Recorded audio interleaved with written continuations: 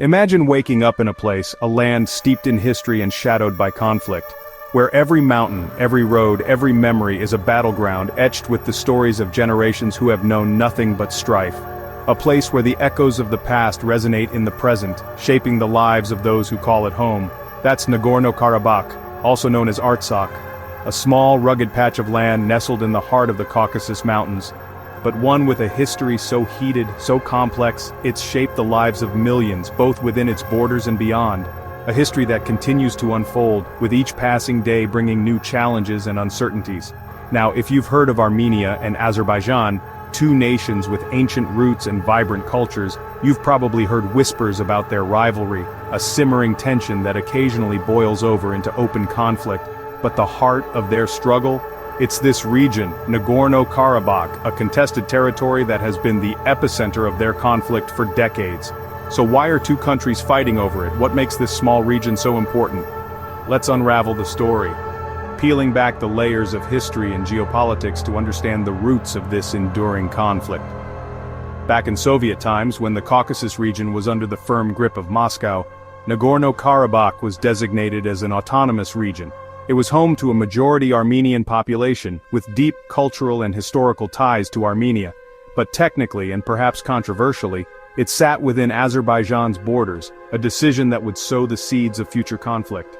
When the Soviet Union crumbled in the late 1980s, unleashing a wave of nationalism and long-suppressed desires for self-determination, old tensions exploded, and the fragile peace imposed by Soviet rule shattered.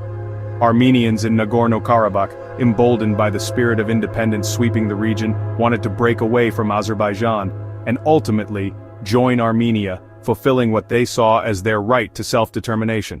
Azerbaijan, fiercely protective of its territorial integrity, said, "No way, absolutely not." What followed was a brutal war in the early 1990s, a conflict that would leave deep scars on both societies. Tens of thousands killed, lives cut short in the prime of their existence. Hundreds of thousands forced from their homes, becoming refugees in their own lands, their lives irrevocably altered. Armenian-backed forces took control of Nagorno-Karabakh and surrounding territories, establishing a self-proclaimed republic. But the world, wary of setting precedents and respecting international borders, never officially recognized their claim, leaving the region in a state of limbo.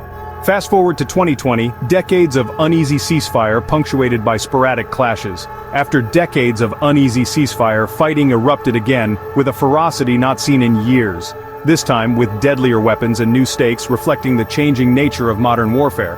Azerbaijan, armed with drones and backed by Turkey, a key regional ally, made huge territorial gains, shifting the balance of power in the region. After 6 weeks of intense fighting, a Russia-brokered deal brought an end to the conflict, at least for the time being.